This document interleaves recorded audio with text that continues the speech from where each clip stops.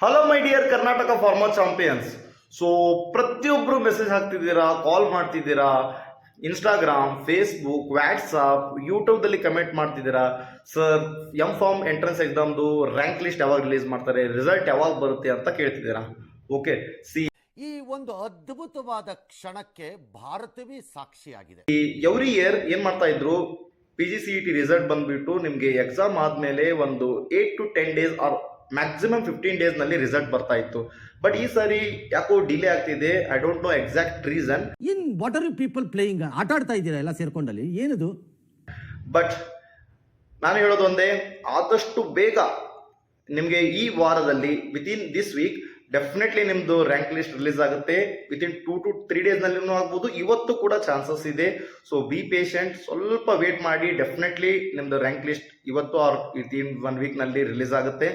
Okay, so ನಾನು KA ಬೋರ್ಡ್ಗೆ request ಮಾಡ್ತಿದ್ದೀನಿ, please please please please ಆದಷ್ಟು ಬೇಗ ಒಂದು ರ್ಯಾಂಕ್ ಲಿಸ್ಟ್ನ ರಿಲೀಸ್ ಮಾಡಿ. ನಮ್ಮ ಕರ್ನಾಟಕ ಫಾರ್ಮರ್ ಸ್ಟೂಡೆಂಟ್ಸ್ದು ಪೇಷನ್ಸ್ ಲೆವೆಲ್ನ ಚೆಕ್ ಮಾಡೋಕೆ ಹೋಗಬೇಡಿ. ಏನು ಅರ್ಥವೇ ಆಗ್ತಿಲ್ವೇ ಈ ಕೇಸು?